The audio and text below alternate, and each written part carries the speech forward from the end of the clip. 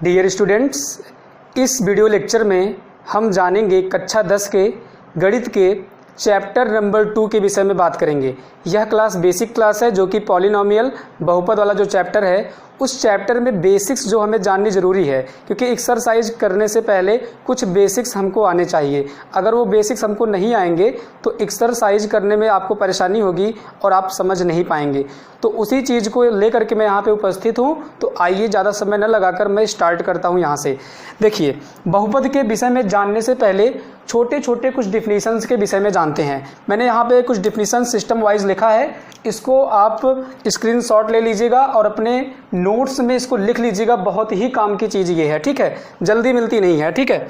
चलिए, पहला यहाँ पे है कि चर राशियाँ जानते सभी लोग हैं, लेकिन ये जो डिफिनीशन मैंने बनाया है कुछ उसको आप थोड़ा सा ध्यान से पढ़ेंगे तो अच्छा लगेगा। देखिए, वेरिएबल क्वांटिटी क्या होता है, तो किसी दिए गए बीजगणितीय व्यंजक में प्रयुक्त वर्णाक्षर, वर्णाक्षर का मतलब है जो ए बी सी डी होते हैं इन्हें वर्ण अक्षर कहा जाता है ना। वर्णाक्षर संकेतों ए बी से लेकर के जेड तक को हम चर राशि कहते हैं, ठीक है। फॉर एग्जाम्पल जैसे मैंने कह दिया कि 2x + 3y, तो यहाँ पे x और y क्या है, x और y यहाँ पे चर हैं, क्या है, वेरिएबल क्वांटिटी है।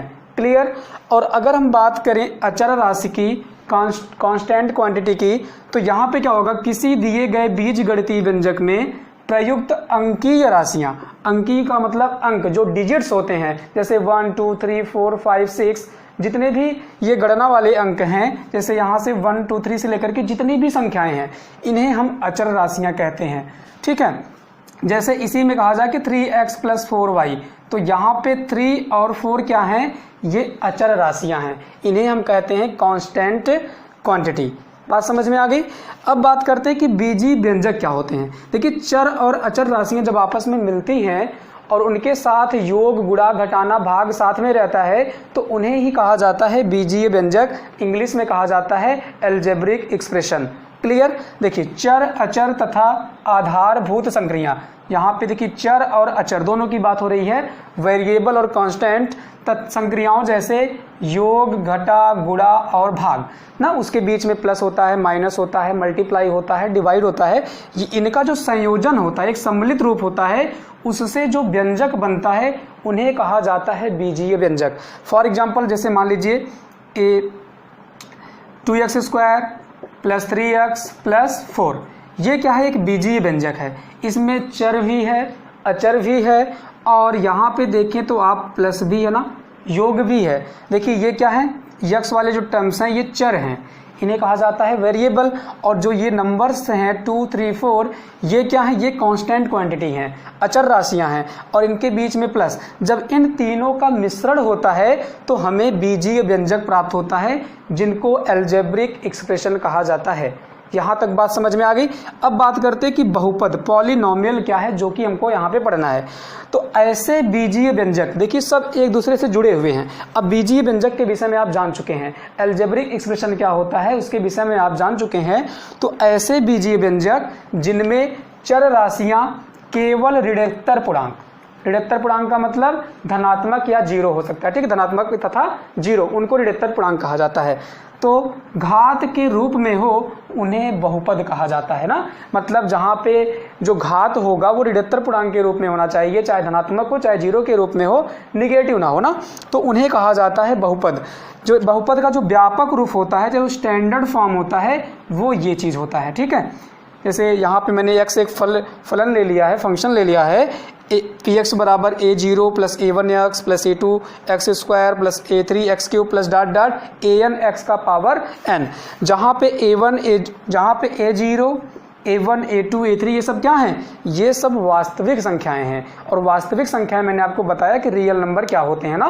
रियल नंबर को दो भागों में डिवाइड किया गया है, परिमेय संख्या और अपरिमेय संख्या, रेशनल नंबर और इरेशनल नंबर। तो यहाँ पे जो a0 a1 a2 a3 an तक हैं, इन्हें जो है वास्तविक, ये सारी वास्तविक संख्याएं हैं, रियल नंबर हैं।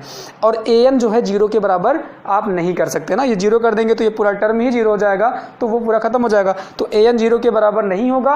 और n एक ऋणोत्तर पूर्णांक है। ऋणोत्तर पूर्णांक का मतलब धनात्मक तथा शून्य। ये हो गया पॉलिनोमियल। अब इसके बाद हम देखेंगे पॉलिनोमियल। यहाँ तक चीज़ क्लियर है? यहाँ पे आप इसका स्क्रीनशॉट ले लीजिए और इसको नोट कर लीजिएगा। अब आगे हम बताते हैं कि गुणांक क्या होता है, कोफिशिएंट क्या होते हैं और पद क्या होते हैं, टर्म क्या होते हैं। उसके बाद हम बात करेंगे बहुपद के प्रकारों के विषय में। ठीक है, चलिए इसको इरेज करते हैं।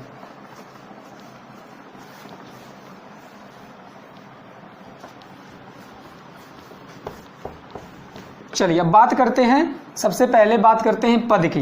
ठीक है, टर्म की बात कर लेते हैं। पद, टर्म। देखिए टर्म ऐसा बहुपद होता है, ऐसे बहुपद जो उनका प्लस और माइनस होता है, जो योग और घटाने का जो चिन्ह होता है, योग और घटाने का चिन्ह जिसको पृथक करता है, जो अलग करता है, उन्हें पद कहा जाता है। जैसे मैंने कहा कि 2x² प्लस 3x माइनस 4, मान लीजिए ये मैंने एक पॉलिनोमियल कह दिया, ये एक पॉलिनोमियल है, बहुपद है ना। तो ऐसे बहुपद जहाँ पे जो प्लस और माइनस के जो चिन्ह होते हैं, जितने पार्ट में उसको अलग करेंगे, जैसे देखिए ये प्लस माइनस है ना, इसके पहले एक पार्ट, इसके बाद एक पार्ट, माइनस के पहले और माइनस के बाद, तो जहाँ पे टोटल 1 2 3 पार्ट है ना, तो इन्हें ही कहा जाता है पद। मतलब यहाँ पे 3 पद हैं। कितने हैं? 3 टर्म्स यहाँ पे हैं। तो यही चीज़ इनको कहा जाता है पद। जो प्लस और माइनस होता है, जो योग और घटा होता है, जितने भागों में पृथक करता है उसको, वही कहलाता है पद। क्लियर है? जैसे 2 पद होते हैं, किसी किसी में 3 पद होते हैं, 1 पद होते हैं। अभी इसके विषय में आगे चर्चा करते हैं। अब बात करते हैं कि गुणांक क्या होता है। गुणांक, कोफिशिएंट, ठीक है ना। तो कोफिशिएंट क्या होता है? जैसे मान लीजिए 3x² प्लस 2x प्लस 8, ये मान लीजिए मैंने एक पॉलिनोमियल आपको दे दिया गया है और इसमें आपसे पूछा था कोफिशिएंट क्या होता है। देखिए चरों के साथ, मतलब ऐसे पद, ये सब पद है ना, ऐसे पद जो चरों के साथ, ये चर है ना, देखिए ये क्या है? वेरिएबल्स हैं। चरों के साथ जो अचर राशियां लगी होती हैं, देखिए जैसे ये x² चर है, इसके साथ एक अचर राशि लगा है 3 और यक्स के साथ एक लगा है 2 और यहाँ पे ये एक अचर राशि है 8। तो ये जो अचर राशियां हैं, इन्हें ही कहा जाता है कोफिशिएंट। बात क्लियर है? जैसे x² का कोफिशिएंट गुणांक 3 है, यक्स का गुणांक 2 है। तो चरों के साथ जो अचर राशियां लगी होती हैं, उन्हें ही कहा जाता है गुणांक या कोफिशिएंट। यहाँ तक बात क्लियर है? कोई दिक्कत नहीं ना। आप पद के विषय में जान गए, गुणांक के विषय में जान गए। अब हम बात करते हैं बहुपद के प्रकार। ठीक है, बहुपद के 2 प्रकार होते हैं। ठीक, टाइप्स ऑफ पॉलिनोमियल, बहुपद के प्रकार, टाइप्स ऑफ पॉलिनोमियल ना। तो बहुपद के प्रकार जो होते हैं 2 भागों में डिवाइड किया गया है। सबसे पहला जो है पदों के आधार पर, टर्म्स के बेस्ड ऑन टर्म्स, पदों के आधार पर। देखिए पदों के आधार पर कहने का ये मतलब है, पदों के आधार पे बहुपदों को 3 भागों में डिवाइड किया गया है। पहला क्या है? पहला है एक पदीय बहुपद।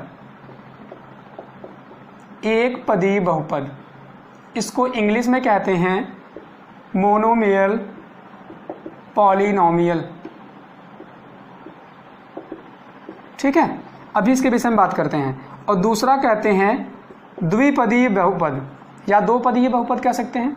द्विपदीय बहुपद, इसको इंग्लिश में कहते हैं बायनोमियल पॉलिनोमियल। ठीक है, और तीसरा है त्रिपदीय बहुपद। त्रिपदीय बहुपद, यहां पे 3 पद की बात कर रहा है। ठीक, ट्राइनोमियल, ट्राइनोमियल पॉलिनोमियल। ठीक है ना। तो बहुपद को 2 भागों में डिवाइड किया गया है। पहला है पदों के आधार पर। तो पदों के आधार पर 3 प्रकार के बहुपद होते हैं। पहला है एक पदीय बहुपद, जिनको कहा जाता है मोनोमियल पॉलिनोमियल। द्विपदीय बहुपद दूसरा है, जिसको बाइनोमियल पॉलिनोमियल। तीसरा है त्रिपदीय बहुपद, जिसको इंग्लिश में ट्राइनोमियल पॉलिनोमियल कहा जाता है। अब इसका मतलब क्या होता है? मतलब एक पदीय बहुपद वे बहुपद होते हैं जिनमें केवल एक पद हो। कितने पद हो? केवल एक। मैंने आपको टर्म के विषय में पहले ही बता दिया कि पद होते क्या है। एक पद का मतलब जैसे हो गया 2x 4x, ये सब एक पद है ना। 2x², तो ये सब एक पद है, इनको कहा जाएगा एक पदीय बहुपद। दो पदीय बहुपद का मतलब ऐसे बहुपद जिसमें दो पद हों उन्हें कहा जाएगा द्विपदीय बहुपद। जैसे मैंने कहा कि 2x² + 3 ना, या 3x कह लीजिए, या कह लीजिए ax + b ना, मतलब देखिए यहाँ पे दो पद है, 1 2 1 2। तो ऐसे बहुपद जहाँ पे दो पद होंगे उनको हम द्विपदीय बहुपद कहेंगे, जहाँ पे एक पद होंगे केवल उनको हम एक पदीय बहुपद कहेंगे। त्रिपदीय के लिए क्या हो जाएगा, तीन पद होंगे इसमें, तो तीन पद के लिए कह सकते हैं आप ax² + bx + c। देखिए 1 2 3 तीन पद है ना, प्लस और माइनस जो अलग करता है जितने भागों में उसे पद कहा जाता है। देखिए एक प्लस यहाँ है, एक दो भाग बन गया, एक प्लस यहाँ है, तो लगभग टोटल जो है तीन भाग यहाँ पे हैं, तो तीन पद हैं, तो इनको कहा जाएगा त्रिपदीय बहुपद। क्लियर है, एक पदीय बहुपद, द्विपदीय बहुपद और त्रिपदीय बहुपद। अब बात करते हैं, चलिए यहाँ तक हो गया। अब दूसरा यहाँ पे देखिए पदों के आधार पे हो गया ना, अब बात करते हैं घातांक के आधार पर या घात के आधार पर। बहुपद जो दूसरा टाइप होता है वो घात के आधार पर होता है, ठीक है, घात के आधार पर। ठीक, तो इसमें जो पहला होता है रैखिक पॉलिनोमियल, रैखिक बहुपद, ठीक है, और दूसरा होता है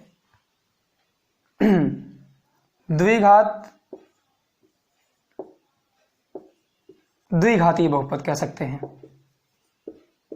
और तीसरा होता है त्रिघातीय बहुपद। जबकि आपको इस चैप्टर में जो आपके सिलेबस में दिया गया है केवल द्विघातीय बहुपद तक आपको सॉल्व करना रहता है, लेकिन मैं आपको त्रिघातीय तक बता देता हूं, ठीक है। त्रिघातीय बहुपद, ठीक, तो इसको कहा जाता है इंग्लिश में लीनियर पॉलिनोमियल। चलिए पॉलिनोमियल शॉर्ट फॉर्म में लिखता हूं, क्वाड्रेटिक पॉलिनोमियल, और इसको कहा जाता है क्यूबिक पॉलिनोमियल, क्यूबिक पॉलिनोमियल। देखिए रैखिक बहुपद क्या होते हैं, ऐसे बहुपद जिनमें जो चर होता है, चरों का जो अधिकतम घात है, जो मैक्सिमम पावर है, अगर वह 1 है उन्हें रैखिक बहुपद कहेंगे। और ऐसे बहुपद जिनमें चरों का मैक्सिमम पावर या अधिकतम घात 2 रहेगा तो उन्हें कहा जाएगा द्विघातीय बहुपद। और ऐसे बहुपद जिनमें चरों की मैक्सिमम पावर, अधिकतम घात अगर 3 है तो उन्हें कहा जाएगा त्रिघातीय बहुपद, ठीक है। चलिए इसके एग्जाम्पल्स को देखते हैं कि रैखिक बहुपद क्या होता है। तो रैखिक बहुपद का यहाँ पे आप कह सकते हैं x + 2। देखिए यहाँ पे x वाला चर है, ये वेरिएबल है ना, इसका मैक्सिमम पावर 1 है, इसलिए ये रैखिक बहुपद कह सकते हैं आप। द्विघाती के लिए क्या कह सकते हैं, देखिए द्विघाती का जो व्यापक रूप होता है, जो स्टैंडर्ड फॉर्म होता है, वो ये होता है ax² + bx + c। ये क्या है, द्विघाती का बहुपद का व्यापक रूप, स्टैंडर्ड फॉर्म। देखिए यहाँ पे जो चर है यक्स है, ठीक है, ABC यहाँ पे क्या है, अचर पद है, ठीक है, तो यक्स है। और यहाँ पे देखिए यक्स का अधिकतम घात कितना है, 1 यहाँ पर है, ये 2 यहाँ पे है, तो मैक्सिमम 2 है, तो इसीलिए 2 घात बहुपद हो जाएगा। क्लियर। त्रिघाती में क्या हो जाता है, ax³ + bx + c ना, ax³ + bx² + cx + d, ये त्रिघातीय बहुपद का स्टैंडर्ड फॉर्म है, ठीक है। यहाँ पे देखिए चर क्या है, यक्स है, और यक्स का अधिकतम पावर कितना है, 3 है, अधिकतम घात अगर 3 है तो यह जो कहलाएगा त्रिघातीय बहुपद। इसका एग्जांपल ले लीजिए 2x² + 3x + 4। इसका एग्जांपल ले लीजिए 4x³ + 2x² + 3x + 8। क्लियर, बात समझ में आ गई। यहाँ पे पदों की बात नहीं हो रही, यहाँ पे देखिए पद से मतलब नहीं है, यहाँ पे केवल घात से मतलब है, चर के घात से मतलब है कि चर का अधिकतम घात कितना है, अधिकतम पावर कितना है, ठीक है। यहाँ पे पद से मतलब नहीं है। और इसके पहले वाले देखिए घात के आधार पे यहाँ पे करना था, इसके पहले वाले में पदों के आधार पर था। तो यहाँ तक बात समझ में आ गई, कोई दिक्कत नहीं है। अब बात करते हैं, यहाँ तक अगर आपको क्लियर हो चुका है तो हम बात करते हैं इसके जीरोज के विषय में। शून्यक और गुणांक, गुणांक तो आप जान चुके हैं, पहले जीरोज के विषय में आप जान लीजिए, फिर उसके बाद शून्यकों तथा गुणांकों के बीच में जो संबंध होता है वो बताता हूं आपको, ठीक है। तो शून्यक क्या होते हैं, जीरोज, ध्यान से समझिएगा।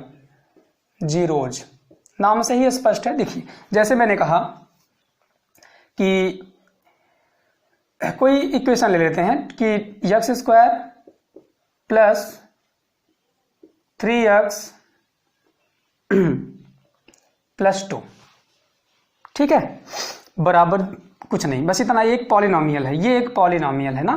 कैसा पॉलिनोमियल उससे हमसे मतलब नहीं है, अगर आप बताना चाहें तो आप कह सकते हैं एक द्विघातीय बहुपद है। देखिए यक्स का अधिकतम पावर 2 है, तो इसको आप द्विघातीय बहुपद कह सकते हैं। अगर पद के रूप में पूछा जाए तो त्रिपदीय बहुपद आप कह सकते हैं, क्योंकि यहाँ पे 1 2 3 पद हैं, लेकिन आपको यहाँ से इससे मतलब नहीं है। तो जीरोज क्या होता है? देखिए जीरोज ऐसा जो चर होता है, चर का ऐसा वैल्यू, जो यहाँ पे चर यक्स है ना, उसका हम ऐसा मान रख दें यक्स के प्लेस पे कि इसको सॉल्व करने पे जीरो आ जाए। अगर जीरो आ जाएगा तो यक्स का जो मान होगा वो इसका जीरोज कहलाएगा, शून्य कहलाएगा, ठीक है। एक बात और जानिएगा, जितना अधिकतम घात होता है, जैसे यहाँ पे अधिकतम घात 2 है तो उसके 2 जीरो जाएंगे, मतलब 2 नंबर्स आपको ऐसे मिलेंगे जो कि आप यहाँ पे रख देंगे यक्स के जगह पे तो पूरा जीरो आ जाएगा। अगर यक्स का पावर 3 रहेगा तो 3 मान आएंगे। कहने का मतलब ये है कि अगर द्विघातीय बहुपद है तो उसके 2 जीरो जाएंगे, 2 शून्य आएंगे। अगर त्रिघातीय बहुपद है तो उसके 3 शून्य आएंगे। अब शून्य आएगा कैसे, निकालेंगे कैसे, ये बात जानते हैं ना। तो इसके लिए आपको गुणनखंड आना चाहिए, ठीक है। तो गुणनखंड के लिए जैसे आपको जीरो, अगर यहाँ पे जीरोज निकालना है तो आप इसको जीरो के बराबर दिखाना पड़ेगा ना, क्योंकि आप जीरोज निकाल रहे हो, ठीक है। अब क्या करेंगे आप, अगर आप ध्यान से देखें तो ये ax square plus bx plus c बराबर 0 के रूप का है। सबसे पहले a का गुणा c में करते हैं, तो यहाँ पे a के प्लेस पे 1 है, c के प्लेस पे 2 है। जब 2 से 1 में गुणा होगा 2 हो जाएगा, क्लियर। अब यहाँ पे b के जगह पे 3 है। अब क्या करना है, आपको ऐसी 2 संख्या लेना है जिनका गुणा करने पे 2 आ जाए और प्लस या माइनस करने पे 3 आ जाए। तो 2 1 के 2 और 2 1 3 हो जाएगा कि नहीं हो जाएगा भाई। 1 का 2 में गुणा करेंगे तो 2 आता है, अगर 1 और 2 को जोड़ देते हैं तो 3 आता है, क्लियर है ना। और अभी मैं आपको आगे बताऊंगा श्रीधराचार्य, क्योंकि अगर आप इससे नहीं कर पाएंगे तो मैं आपको आगे श्रीधराचार्य फॉर्मूला बता दूंगा कि उससे कैसे निकाला जाता है, फॉर्मूले में रख करके उसको आगे देखेंगे। लेकिन यहाँ पे मैं आपको यही चीज बताऊंगा। तो इसको हम इस प्रकार से लिख सकते हैं यक्स स्क्वायर। अब देखिए कौन कौन संख्या था, वो 2 संख्या 1 और 2 हैं, जिनका गुणा कर देते हैं तो क्या हो जाता है, 2 आता है, और जिनको प्लस या माइनस प्लस कर देते हैं तो 3 आ जाता है, ठीक है ना। तो हम यहाँ पे लिख सकते हैं 3x को लिख सकते हैं क्या, यक्स प्लस 2x, इसी में डिवाइड कर देते हैं 1 और 2 में। देखिए 1 और 2 में डिवाइड कर दिया, मान में कोई अंतर नहीं होगा, बराबर 0 के। अब इन दोनों में क्या कॉमन है, यक्स कॉमन है, तो यहाँ से बचेगा यक्स प्लस 1, और इन दोनों में देखिए 2 कॉमन है और बचेगा x प्लस 1। अब इन दोनों में देखिए x प्लस 1 कॉमन है, x प्लस 1 आप कॉमन लेंगे तो x प्लस 2 यहाँ से बचेगा, बराबर 0 हो जाएगा। अब एक बार आप 0 दिखाइए x प्लस 1 को, अगर x प्लस 1 बराबर 0 होगा तो यहाँ से x बराबर क्या होगा, -1, और अगर x प्लस 2 बराबर 0 होगा तो यहाँ से x बराबर क्या होगा, -2 होगा। तो देखिए 2 जीरो जाए कि नहीं आए, ये दोनों जो x के वैल्यू आई है, जो x का मान आया है, यही शून्यक है, यही क्या है, यही जीरोज है, क्लियर है। अब कैसे हम जानेंगे कि यह जीरोज सही है कि गलत है, तो यक्स का मान जो है आप यहाँ पे रख दीजिए, इस समीकरण में पुट कर दीजिए। अगर सॉल्व करने पे पूरा 0 आता है तो सही है, 0 नहीं आता है तो गलत है। फिर रख के देख लेते हैं, -1 रखिए, यक्स स्क्वायर की जगह पे -1 रखेंगे तो -1 का होल स्क्वायर प्लस 3 गुणे यक्स के जगह पे -1 है और प्लस 2 है, तो -1 का स्क्वायर 1 हो जाएगा, और यहाँ पे 3 1 के 3 और प्लस -3 हो जाएगा, प्लस 2 हो जाएगा, ठीक है। 1 में से 3 घटाएंगे -2, और -2 प्लस 2 मिलाकर कितना हो जाएगा, 0 हो जाएगा। मतलब जो आपने जीरोज निकाला है वो बिल्कुल सही है। अब इसको भी रखकर चेक कर लें एक बार, यक्स स्क्वायर का मतलब है -2 का स्क्वायर, और प्लस 3 इंटू यक्स का मतलब है 3 इंटू -2 और प्लस 2, तो 2 दूनी 4 हो जाएगा, माइनस माइनस प्लस होगा क्योंकि स्क्वायर कर रहे हैं आप, तो 3 दूनी 6, -6 और प्लस 2। देखिए 4 में 6 घटाएंगे तो -2 और ये प्लस 2 मिला के 0। कहने का मतलब दोनों शून्यक आपके सही हैं। तो शून्यक के विषय में आप समझ गए कि नहीं, शून्यक वो मतलब शून्यक ये चरों का जो ऐसा मान होता है कि किसी भी बहुपद में आप उस बहुपद में अगर आप रखेंगे चर का मान तो वह शून्यक मतलब 0 आना चाहिए, शून्य आना चाहिए, क्लियर हो गया। अब आप गुणांक के विषय में जान गए, शून्य के विषय में जान गए, ठीक है। यही चीज आपका त्रिघाती बहुपद के लिए भी लगेगा, ठीक है। चलिए अब हम बात करते हैं कि शून्यकों और गुणांकों में संबंध क्या होता है, relation between zeros and coefficient, ठीक है। शून्यकों और गुणांकों के बीच में संबंध क्या होता है। तो सबसे पहले हम द्विघाती बहुपद की बात करते हैं, ax square plus bx plus c। ये एक द्विघाती बहुपद है, कोई दिक्कत नहीं है। मैंने बताया था कि दो घाती बहुपद है तो इसके जो शून्यक होंगे दो आएंगे, और मैंने माना कि जो इसके शून्यक हैं अल्फा और बीटा हैं, एक अल्फा है और दूसरा बीटा है। क्लियर? ठीक है। अब इनके शून्यक और गुणांक में क्या संबंध होता है। देखिए शून्यकों का जो योगफल होता है, इसको आपको याद रखना होगा। शून्यकों का योगफल sum of its zeros equal to, शून्यकों का योगफल क्या है भाई, अल्फा प्लस बीटा ना। ये दो शून्यक हैं, इनको मैंने जोड़ दिया। ये क्या होता है, बराबर होता है माइनस बी बाई ए के। ये बी है और ये ए है। बी क्या है, बी यक्स का गुणांक है, कोफिशिएंट ऑफ यक्स। आप इसको लिख सकते हैं माइनस यक्स का गुणांक अपॉन ए का मतलब है यक्स स्क्वायर का गुणांक, कोफिशिएंट ऑफ यक्स स्क्वायर। तो यक्स स्क्वायर का गुणांक, बात समझ में आ गई। तो ये होता है शून्यकों का योगफल।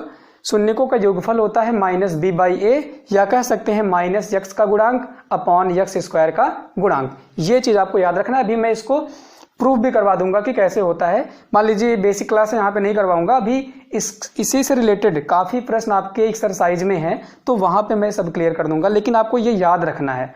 ठीक है। अब शून्यकों का अगर हम गुणनफल की बात करें, शून्यकों का गुणनफल प्रोडक्ट ऑफ इट्स जीरोज। ठीक है। अब शून्यक मैंने माना था कि अल्फा और बीटा है, तो अल्फा इंटू बीटा बराबर होता है सी बाई ए।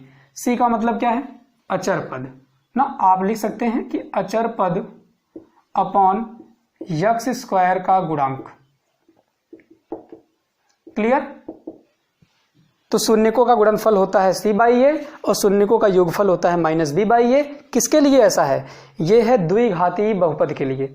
अगर द्विघाती बहुपद है, क्वाड्रेटिक पॉलिनोमियल है, तो उसके लिए ये चीज होता है, शून्यकों और गुणांकों में संबंध। देखिए ये शून्यक है और ये गुणांक है, इनमें ये रिलेशन होता है। आगे इसको प्रूफ करेंगे। अगर त्रिघाती हो तब a x cube plus b x square plus c x plus d, ये त्रिघाती पॉलिनोमियल है ना, त्रिघाती बहुपद है। अगर इसकी बात करें तो मैंने बताया था कि जितनी अधिकतम घात होगी उतने उसके क्या आएंगे, शून्यक आएंगे। तो यहाँ पे मैक्सिमम 3 है, तो इसके शून्यक 3 आएंगे। तो मैंने माना इसका शून्यक जो है अल्फा है, बीटा है, गामा है। 3 ठो है तो 3 ठो मान लीजिए। इसमें जो शून्यकों का योगफल होता है alpha plus beta plus gamma, वो होता है माइनस बी बाई ए। यही होता है माइनस बी बाई ए, मतलब माइनस यक्स का गुणांक अपॉन यक्स एक्स स्क्वायर। यहाँ पे देखिए यक्स स्क्वायर का गुणांक यहाँ पे चेंज हो जाएगा। जैसे माइनस बी है ना, तो यहाँ पे लिखेंगे माइनस यक्स स्क्वायर का गुणांक बटे एक इसका है यक्स क्यूब का गुणांक, यहाँ पे थोड़ा सा चेंज हो जाएगा। और शून्यकों का गुणनफल अल्फा बीटा गामा, ये होता है माइनस डी बाई ए।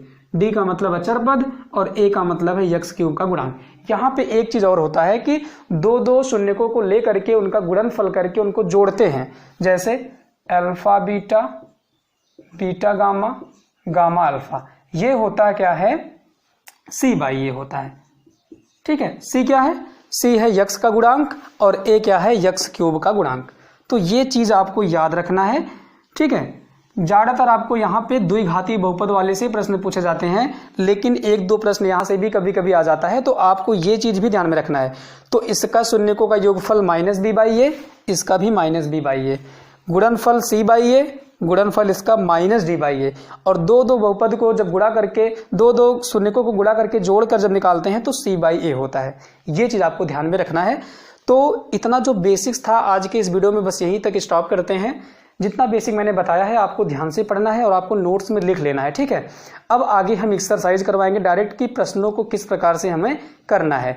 ठीक है। वीडियो पसंद आई हो, अगर आपको समझ में आया हो जो मैंने बताया है, तो वीडियो को लाइक कर दीजिएगा और अधिक से अधिक छात्रों के साथ इसको शेयर भी कर दीजिएगा।